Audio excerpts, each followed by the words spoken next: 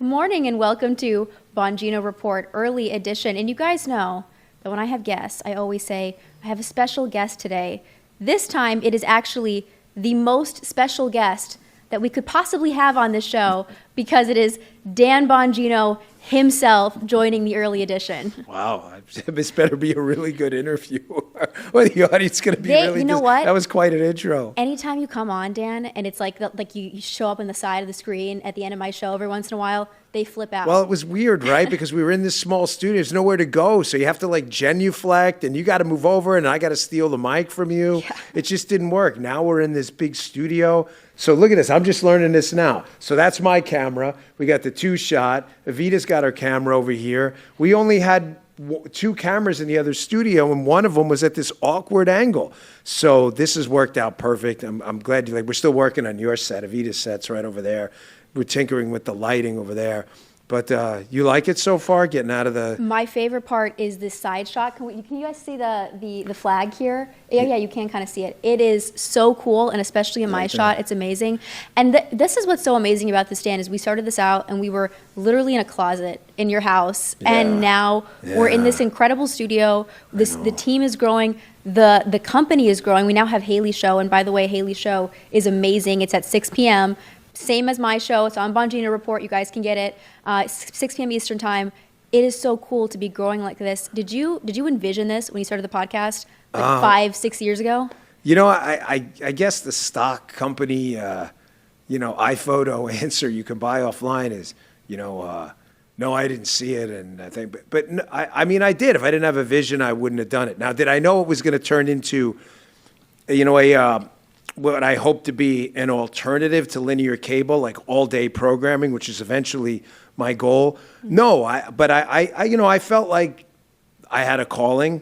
I've failed at a lot in life. I ran for office, it didn't work out. But that's where the podcast came from. I think, as I wrote in that last book, it's your failures shouldn't define you. And there were things I didn't get into medical school, so I went to business school. So after I lost this run for office, I was reading this article about podcasting, how kids weren't, this is in 2014, I'm reading this article, how young people, I shouldn't say kids, who were driving weren't listening to car radio anymore, that they were listening to Bluetooth. And they said podcasting will be the future. And of course, it was named after the iPod. That's where podcast comes from. And I thought I should start one of those. And I kind of knew within the first couple of weeks, I said, this is interesting. Like you can talk and you can talk about whatever you want. And we didn't have a sponsor for about 3-4 years, but I knew the show was gonna be good. I knew it because I knew God had called me for something different, despite falling down a couple of times. But did I expect it was going to turn into this and your show blowing up? I mean, I sent you that thing at show prep this morning. Did you see that? You were a top 50 live stream yesterday on Bongino Report. Did I expect this to happen? No. So it's kind of a yes or no answer. Yeah, I mean, it's incredible what's happened. And you're having a major transition right now. You built this whole studio. We're starting something, and yet you're taking a step back. You're going to go and serve, which you've done before. But it's pretty hard to serve when you have all of this that you've built now suddenly coming to fruition in front of you, and you're like, I'm going to make that sacrifice. And something that you said to me that's really always had an impact. Well, you didn't say it to me. You said it to the world, but it still had an impact on me. You were being interviewed by Tucker Carlson, and you were talking about suffering. And you said, your job in life isn't to be happy all the time. Like you shouldn't always be pursuing just happiness, that we have a reward system that's different than that. Can you expand on that? And like, how does that, apply to what you're doing right now? Well, I know you and I share a common belief in the Lord and Savior, Jesus Christ. If you believe in Jesus and you're missing the meaning of suffering, you really miss the meaning. Like Jesus didn't have to sit there and have nails driven into his wrists. And he certainly didn't have to. He's God. He could say, you know what, I'm not doing this today. I don't feel like it. He's God. He's omnipotent. He's omniscient. So there was a lesson there. And there's a book, The Natural. There's a movie too, but I've quoted it often. My audience probably heard it before. Bernard Malamud. It's about baseball, but the book's actually really good. So is the movie. But in the book, there's the line, that we all live two lives: the one we learn from, and the one we live after that. And that the real path to happiness is through suffering. And that's what I was trying to explain in that Tucker interview. I remember that answer well. Yeah. It's that I hate stupid cliches like, oh, don't worry, be happy, like the Bobby McFerrin song. Me like, too. No, Yeah. worry. And don't always be happy. Because I can be happy. There's crack. Well, that makes you happy for 15 minutes. It does. Look, Yeah. I mean, you can look at the dopamine. People love it. People throw their whole lives away. You have alcohol. People can't stop drinking. You have people out there who smoke and nicotine. Hey, it's going to kill you, but it makes me happy. So don't worry, be happy. No, don't be happy. The irony is you will be happy. You will be happiest when you say, don't worry, suffer. Yeah. When you choose deliberate suffering, working extra hours, putting in hours in the morning in the gym, even silly things. Like I talk about the cold plunge and people may laugh, but you know what? Jumping in 45-degree water in the morning really sucks at 5:30 in the morning. But you know what? It's good for my body and I need it. So I do it and it sucks. And go into your kid's game after a long day of work when you're tired. You could go home and eat popcorn and watch whatever, some crappy movie on Netflix. But that's not being a dad. That's being a loser. So yeah, you happy watching your Netflix like a fat ass eating your popcorn? Yeah, you're happy. I mean, you guys know. You think your dad was happy commuting from Wisconsin? That's not a one-way. That's not an easy flight. He was a congressman for multiple terms. You think that was like happy joy time? I mean, dealing with a lot of these people in D.C. And I think the lesson is, and I'm sorry, but I'll wrap it up here. If you seek suffering, you'll be the happiest. You'll be the happiest. If you seek happiness, you're going to suffer. That is the greatest irony of life. Jesus taught us the lesson in the Bible. And even if you're not a Christian, even if you're not, I love Jesus, and that's my religion. May not be yours.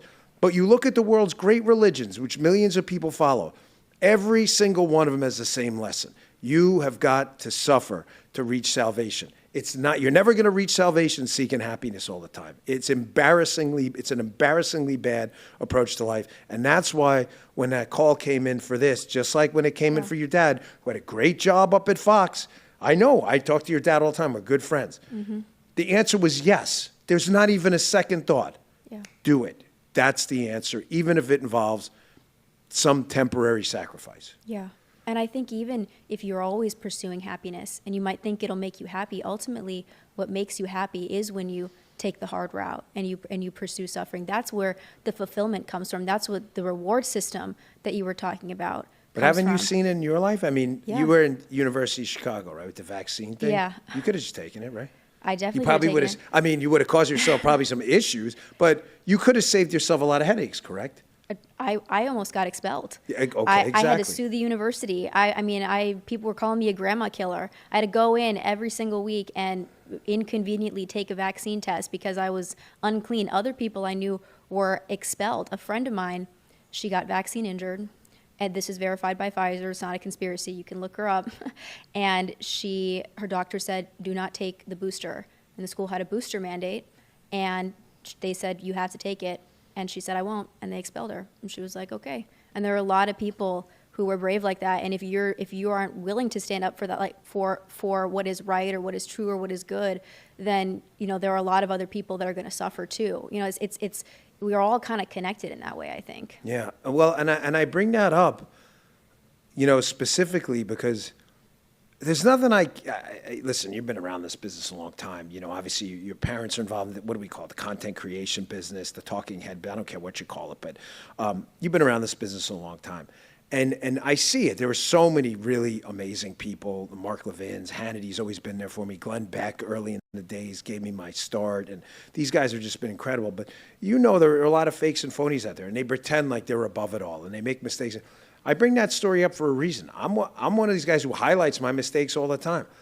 That was a decision I had to make at the time. It's one of my greatest regrets. I never felt the same after I took it. But I could not get these cancer treatments. But you were in a really special situation. I was. But, still to this day, like I see some of I'm only human. I read criticism about me too. I see it. It's hard to avoid because, we micro-target on Twitter, so I see my name creep up. And when people say, well, that was dumb, and I'm like, you know what? You weren't in my situation, but I can't disagree with the decision. Like, maybe I should have I had to get that treatment at that place. And maybe I could have made that decision a little differently. I mean, I try to rethink these things all the time. And I think, one of the reasons you and Haley, I mean, we picked you guys for a reason, have succeeded on this specific network, is I know this audience watching right now, you guys. Bongino Army. The Bongino Army, they absolutely crave authenticity. Mm-hmm. And they don't want fakes and phonies. Like, oh, you know what? I had some special scientific reason. No, I didn't. I just wanted to live. Like, that was it. And maybe I could have rethought it. But I'm authentic when I tell you that I make mistakes too, man. I wrote a whole book about it. You want to read all the things I screwed up? Because there are a lot of them. I advertised it in a book just to let people know. There's nothing special about me. My lodestar is this, and I know where I'm going, but I fall off the path all the time. It happens all the time. Well, and on authenticity, I think it's relevant to the viewers to just know, like, you have never told me what I can and can't say on this podcast. Like, no. And this, for everybody listening, it's so unnatural. I mean, everywhere you go, if there's any kind of overhead, they are moderating content. And you're a mentor, and you tell me, hey, I think here's a way to think about this, and it's very balanced and it's very respectful. And I never have felt like I am told what to say or what to think by you. And I think the viewers can tell that. So I really appreciate that. And on being authentic and true, Dan, I have to tell you that when I cold plunge, it's 33 degrees, and it's in the middle of the lake, and I chop up the ice in Wisconsin. You win. I'm not doing no 33. I keep it at, 46, 47. I keep it at 45, but it usually goes up to 47 because I got to cool it down. Have you tried to get it to 33? No. For 33, I'm suffering. I just told you, I'm not suffering. Here, let me show some authentic side. I ain't suffering that much. I forget what I said about suffering. I'm just kidding. I ain't going down to 33. No 33. No, not a chance we'll in have Hades. to show the video of it at the show next time, you guys, because I'm out there with Michael in the Bring middle Michael of the lake. In with you. Chop the ice, jump in there, and we have the thermometer. It's 33 Justin, degrees. Get that video and stick it in their show, and they don't know about it. That'd be fantastic. That show would go nuclear, watching these two freeze their butts off. 33 degrees. That's insane. No way. But there's something so much better about jumping in a lake. Yeah, you got to try it in a lake. I agree. It's different. It's cool in a lake, and you feel like you're in nature. There's something really amazing about that. I wish but it's Florida, and Michael knows there are not many lakes with 33-degree water, right, not Justin? Florida. Justin, have you ever seen a lake in Florida with 30? No, never. Justin hasn't seen a lake in Florida with less than 80-degree water at all. He's been down here. Justin has Florida seniority over all of us, so we're all kind of. I think I've been here 10 years. He's been here his whole life. So Guy 6. So yeah, he's got the Florida seniority. Dan, I want to get to something that we were kind of talking about before this started that I think I would love to get more of your opinion on. You got this kid, I think it's Mahmoud Khalil. Yeah. He's a 30-year-old man. He was at the University of Columbia. He was a graduate student. He's now been detained by ICE because he is accused of being a Hamas sympathizer. He's also accused of anti-Semitism by the DHS. It's a little unclear exactly what they are going to charge him with and on what grounds he's going to be deported. But to be clear, federal law does say that if you are a terrorist or a terrorist sympathizer, you don't have a right to be in this country. But I want to get your take on this because you were telling me you were thinking about it really deeply. Yeah.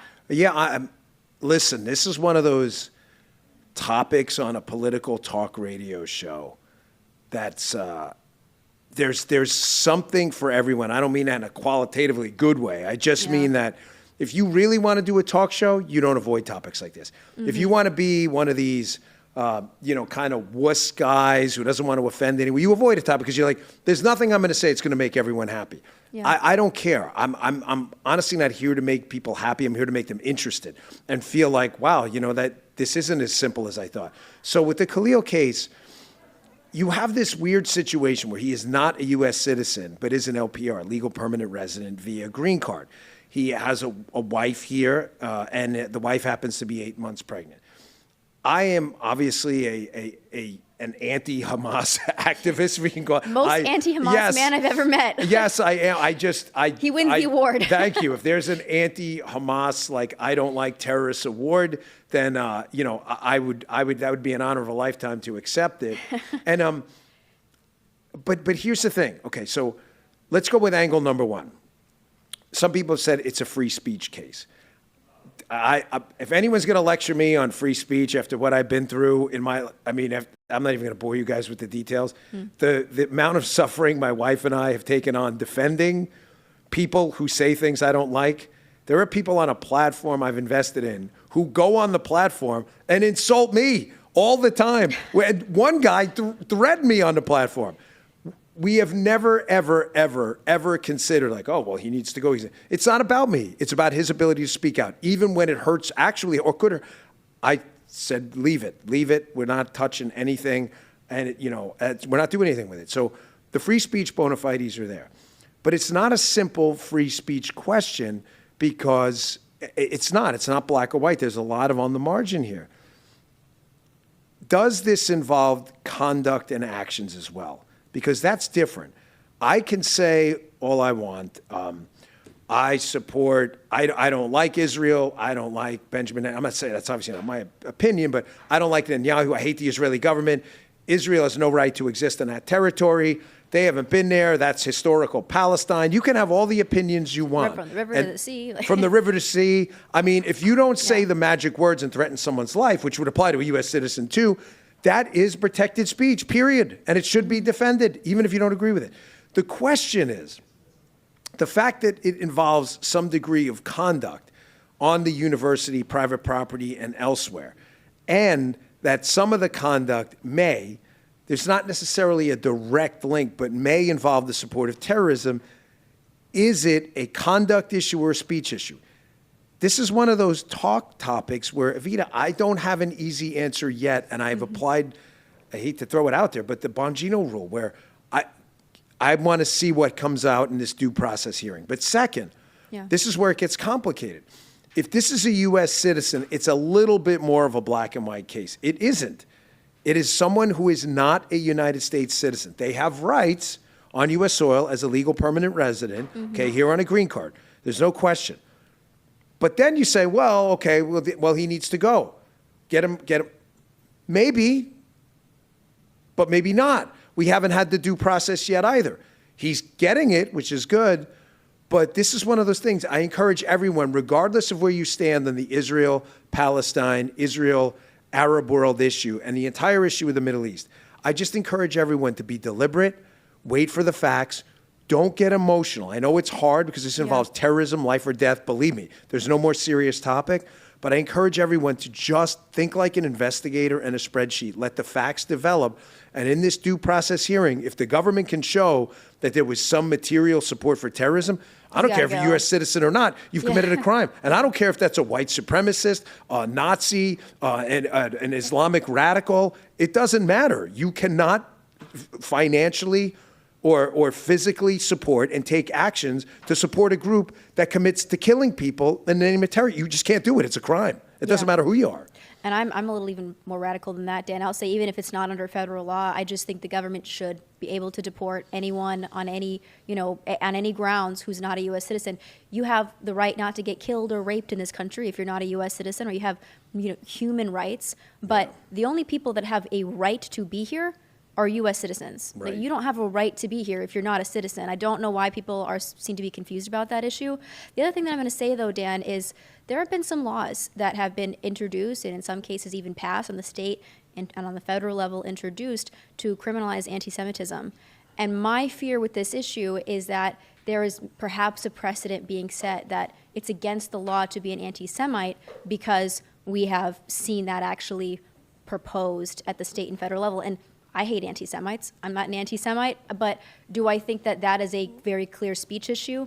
I do. And that's where I'm kind of taking a pause and saying, are we sure we want to take a step in that precedent, even if it's a non-citizen? Well, that's a very fair and adult question that, again, it's one of these things I think people always reflexively jump to an answer because that behavior is so repulsive that the reflexive answer is, well, we need to ban it. And the question then becomes, well, who gets to say what that is, okay? Yeah.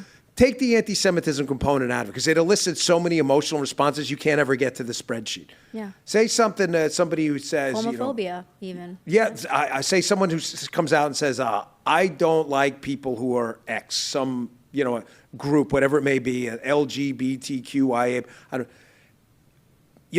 I don't. Who gets to say, in other words, what's considered, say, anti-Semitic or anti-gay or anti?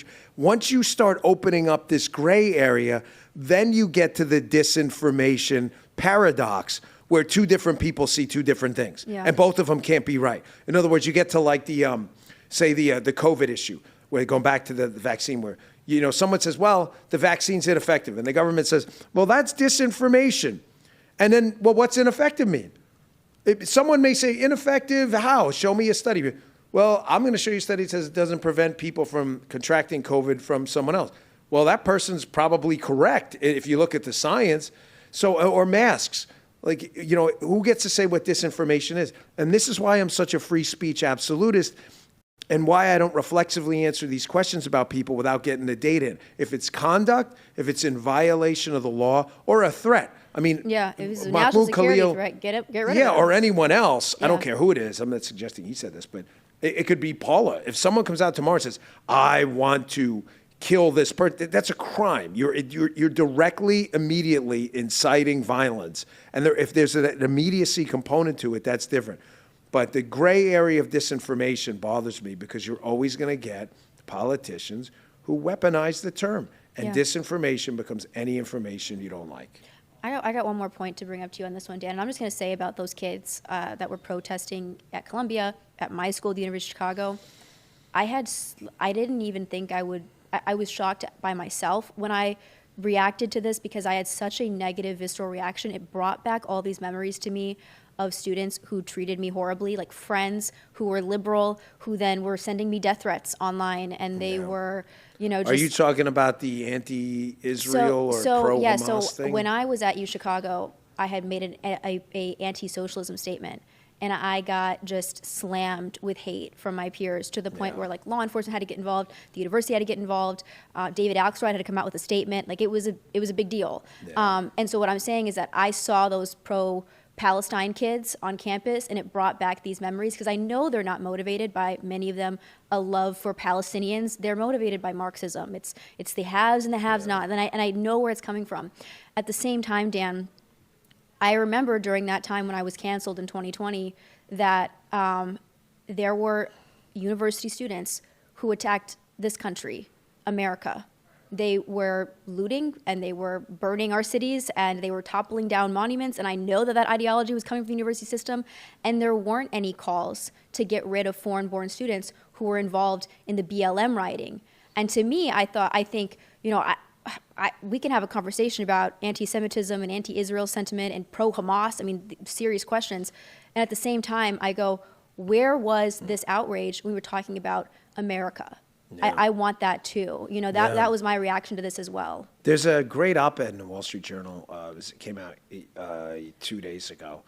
And the gist of the piece is, because America is an open society, and we've been very open to people. Whether you like that approach or not, it's a fact. The country was built by early Americans. There's no doubt about that. But my grandparent, Paula was an immigrant to the country, a first-generation immigrant. Mm-hmm. My grandparents came here from Palermo, Sicily. Immigrants have played, vital role. Anyone from the Irish to the Italians to people who've come here from Spanish-speaking countries and other places around the world as well. But because we're an open country, it's been said, who was it? Was it Scalia who said it? Like, none of this stuff is like a suicide pact either. Like, we don't have to allow people into our treehouse who hate the place. And there's this op-ed in the Wall Street Journal where the guy's like, isn't this common sense? Yes, once you're here, you have rights. That's it. Like, we have a constitution, and there are four corners of it. Respect it no matter what. Like, as much as I want to get rid of Ilhan Omar, she's a citizen. She has rights. And you can't just say, like, no, she doesn't, because we don't like what she's saying. That's not the way. The Constitution is not a suggestion, is what I'm getting at. Yeah. It's a hard stop sign, not a four-way stop sign no one pays attention to.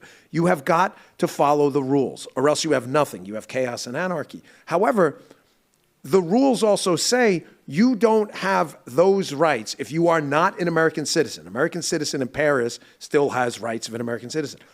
A resident of, Accra, Ghana, who comes over here, until they land on U.S. soil, has no such rights. Matter of fact, Even one of the exceptions to the search exception in the Constitution is at the border. You do not have those rights at the border. Even you, when you come into the border, it is, we can search your vehicle. Wait, Fourth Amendment, not at the border. You don't even have American citizen rights. And we're letting people in, obviously not anywhere close to all, but a subset of people coming into the country who just hate the place. They hate everything about us. They love the first world living standards, but they hate the place. And that's the suicide pact that we've been warned against. Like, the Constitution was never meant to be a suicide pact. Everything has four corners around it. Even our wonderful, amazing First Amendment. You can't threaten people's lives. You can't libel people. Yeah. I can't come out tomorrow and say, I have evidence Evita was born on Saturn. Like, I can't do that. It's not true. I made it up. But I have the First Amendment. That's, everything has restrictions on it because the Constitution was not meant to be a suicide pact. And this is what bothers me. And like with the protesters on campus. Hey, listen, your viewpoint is protected. You hate Israel. You hate Netanyahu. You hate the IDF, the Shin Bet, the Mossad. You hate them. You are allowed to do that. But the question is, are you allowed to do it on a private college campus? If they say you are, it's their property, it's not mine, that's fine. But then there's other questions. As I said, everything's nuanced. Are you allowed to stop Evita Duffy from walking in a classroom? Because Evita has rights too. Yeah. And the answer is no, you're not. You are not allowed to physically contact Evita Duffy and say, you can't go in the classroom. You can't. So, these are really nuanced questions that I think our audience, which you've seen, who's very deep, the Bongino Army are super smart. Just read the chat. They understand that none of this stuff lends to easy answers, but when you talk it through like me and you were doing now, you're like, you know what? I think they're right. I do love the First Amendment, but the First Amendment, like any other right, doesn't allow you to impact on the civil big R rights of others either. Yeah. Well, and there's an interesting conversation to be had about the Catholic Church, Dan, because you were just talking about identity and who has do you just have a right to come in here? And is that the Christian answer, right? Because you'll see the Catholic bishops will slam J.D. Vance, will say, we have to just let all these people in and have Catholic Charities be a government contractor and facilitate all this and get billions of dollars from the taxpayers. That's the right Christian moral thing to do. And we have to have conversations about what is the moral thing to do. In the past, church fathers have said that it's actually the duty of the leaders of said countries to protect the people. Like, that's a moral duty. And protecting the people includes protecting them from threats like terrorists crossing the border, but also protecting the unique American identity that we have. And there's this narrative right now, and I'm seeing it on these viral Jubilee videos that are going viral, going around the internet, that we don't have an identity, that it's meritocracy and everybody can believe what we believe, and it's kind of a salad bowl, not a melting pot. And to me, Dan, that is so backward. We are a people. Yeah, we're not a salad bowl. No. A salad. Why does our military work so well? And the answer is because when you go to boot camp, we specifically are absolutely not a salad bowl. You've got, say, an immigrant from India who maybe grew up speaking Hindi or something, but now has learned English and is a U.S. citizen who says, I'm going to serve in the United States Marine Corps, next to a guy who may be white, whose parents or immigrated from Ireland, say 100 years ago, or grandparents, whatever it may be, great-grandparents came over, right? And the whole idea is we are not going to recognize superficial differences that mean nothing. You are part of one cohesive team. That's why the military is so damn effective before we started to break it up with this DEI stuff. So I find that, ridiculously, patently offensive. And I think that's why the woke left and the DEI people want you to focus relentlessly on all of our differences. But to get to your question about the Catholic Church, because I'm part of it, I love it, I worship there. You and I feel the same way about Jesus and faith. You don't have Jesus and faith, you're just in a dark forest. I mean, or you just are. I mean, you're sitting around looking for answers to the answer's right in front of you. It's right there. But God gave us a world of scarce resources. There is a world without scarce resources. It's the second creation, which we call heaven in the Catholic faith. There's no scarce resources there. This is the test, okay? You're buying your movie ticket into the second creation. And through that, God gave you a complex problem to solve. The first problem we already discussed, so this was kind of an unintentional segue, but is suffering. How do you navigate the balance? 'Cause God doesn't want you to suffer all the time. He wants you to enjoy happiness, but he doesn't want you to live your life in the pure pursuit of happiness. I don't care what anyone tells you. Yeah. There's going to be suffering. But secondly, he gave you a world of scarce resources where there are no easy answers. So anyone telling you, well, the Catholic faith, we have to take care of everyone all the time. Really? Resources are scarce. The expense of my own kids? So just to be clear, you're telling me that those closest to me with my DNA, who I would do anything for, I would kill for in a second. If I had to, I would. You're telling me, right, that I should. He would. right, in a second, that I should forfeit the resources I've accumulated. And I'm not talking about charity. I mean, we give and do. I'm not talking about that. I mean, you're saying that as a country, because not everybody's been blessed as much as they have. But some people are really struggling. You should forfeit those resources away for your nuclear family to take care of someone you have no idea. And you're saying God said to do that? God said be charitable.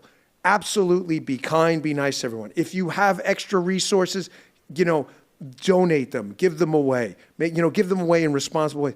But we should just endlessly take in groups of people at the expense of our own citizens and our own laws.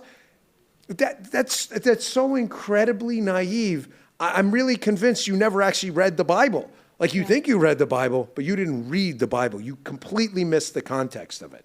How backward is it that there are people in this country who their priorities are things that are on the other side of the world? I mean, that's what I think about when I see these pro-Palestine kids. I'm like, there are people dying of fentanyl in this country. Right. There are people, not just a few either. Veterans who are homeless in this country, and your priority is apparently Palestinians. And it doesn't mean that you can't genuinely be concerned about the Palestinian lives on the other side of the world, or any life on the other side of the world. But it's just natural that your priority be your family, your community, your country. And for so many people, that doesn't seem to be the case. And they slammed J.D. Vance for this. The Pope Francis did, because he articulated this really eloquently, better than I'm doing now.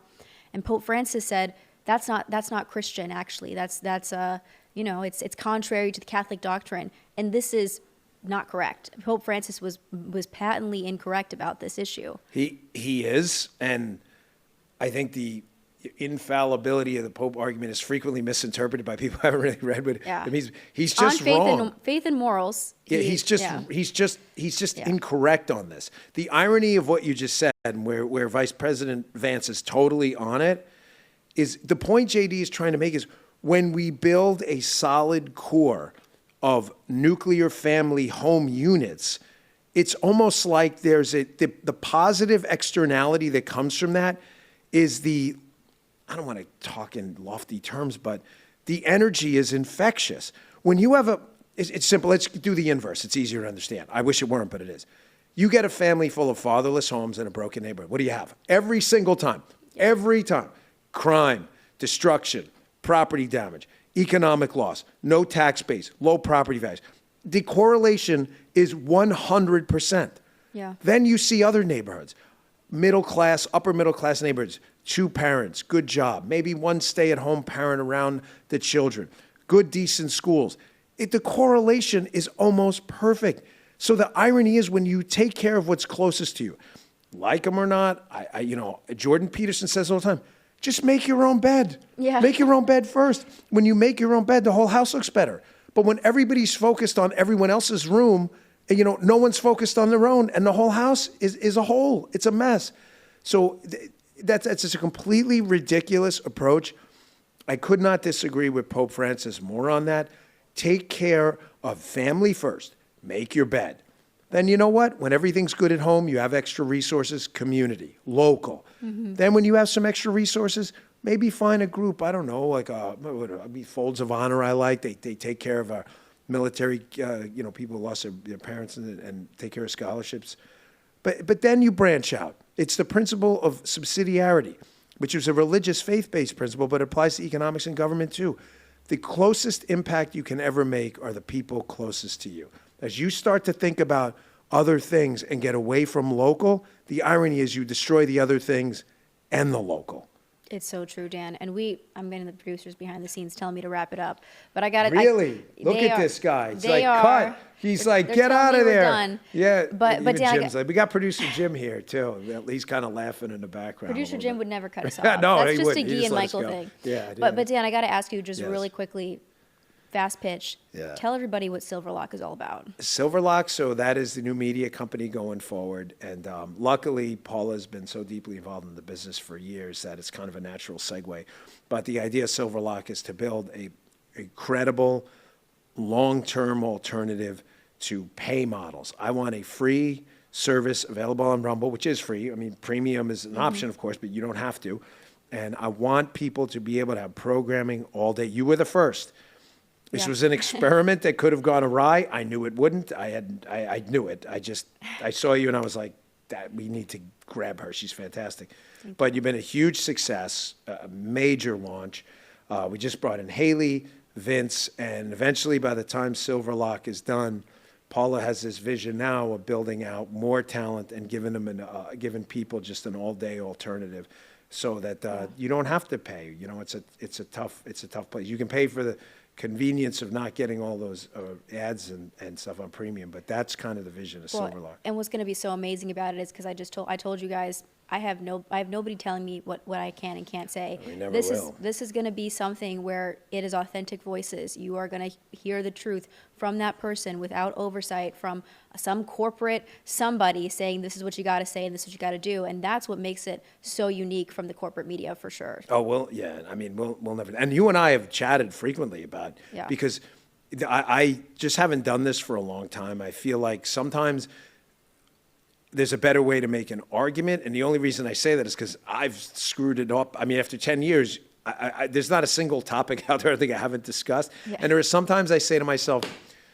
I wish I would have said that differently, you know? Not because I believe differently. I just think I could have been more persuasive in the argument. But whatever your arguments are, I mean, you know, you and I don't agree on everything. I'm like, you knock them dead. And just like people complain about, my show sometimes, I don't like what you said about that. I get people go, Dan, you and Evita don't think the same way about X issue. Well, that's the point. That's What do you okay. think I want? I don't want a clone. I wasn't looking for Dolly the sheep. I was looking for someone who's a powerful, and I wanted a younger voice. I mean, I'm 50. It's important that it's tautological to say the young people are the next generation. Yeah. They just are. It's a math problem. I don't know what it's like to be 20. I'm 50. I knew what it was like to be 20, 30 years ago. So that's why we brought you and Haley on, and some of the other talent will be, have different perspectives as well, but that's the long-term vision. Well, I am so unbelievably grateful for the confidence that you've had in me, the opportunity that you've given me here. I'm so happy where I'm at. So I just want you to know that. And for all of you guys listening, I hope you enjoyed this episode. Again, the producers are back there. They're like, you have to wrap it up. Right. So we're gonna wrap it up. but you guys, this was an amazing episode. I'm so glad that for all of you tuning in. The best. And we're gonna have Haley, of course, 6 p.m. We're gonna have Vince Collignace filling in for Dan Bongino while he's serving his country. So I really appreciate everyone listening. Early edition, 9 a.m. Eastern time, 5 days a week.